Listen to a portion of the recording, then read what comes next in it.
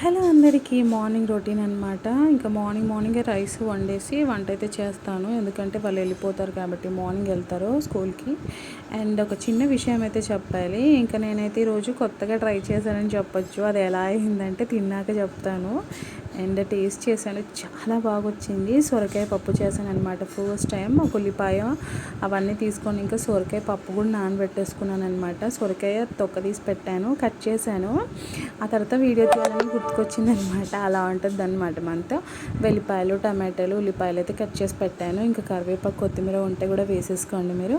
చాలా బాగుంటుంది. టేస్ట్ మాత్రం అదిరిపోయింది. పప్పు ఉడకాలి, సపరేట్గా ఉడకబెట్టుకోవాలన్నమాట. కుక్కర్లో వేసుకోవచ్చు, బట్ బాగా ఉడికిపోద్ది. అలా ఉడకకుండా కొంచెం తక్కువ ఉడికేలా చేసుకోవాలన్నమాట.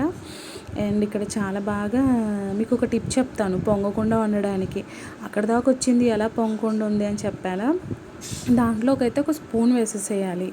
అలా వేస్తే పొంగదనమాట. ఇంకా పోపుకైతే నేను ఏం వేసానంటే, చాలా డేస్ అవుతుందండి అడుగుతానే ఉన్నాను మా వారిని, జీలకర్ర తండి అని. తను తేడు, నేను వేయను, రెండూ లేవన్నమాట.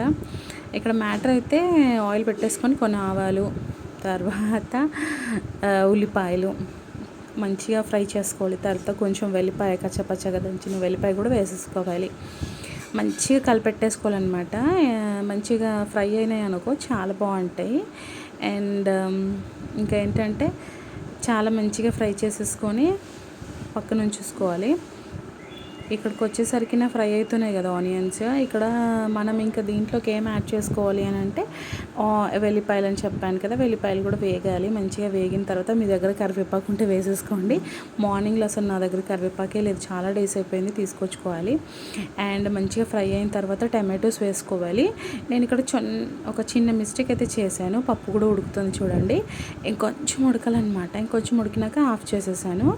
ఆఫ్ చేసి పక్కన పెట్టుకొని టమాటోస్ యాడ్ చేసుకొని, టమాటోస్ తొందరగా మగ్గాలంటే చిటికెడు ఉప్పు వేసుకున్నారనుకోండి తొందరగా మగ్గిపోద్ది. అండ్ మూత కూడా పెట్టాలి. తర్వాత కట్ చేసుకున్న సొరకాయలు కూడా వేసేసుకోవాలి. అలా వేసేసుకొని మంచిగా ఫ్రై అవ్వాలి. చాలా మంచిగా ఫ్రై అయిన తర్వాత ఇంకా పప్పులో అయితే వేసేసుకున్నాను.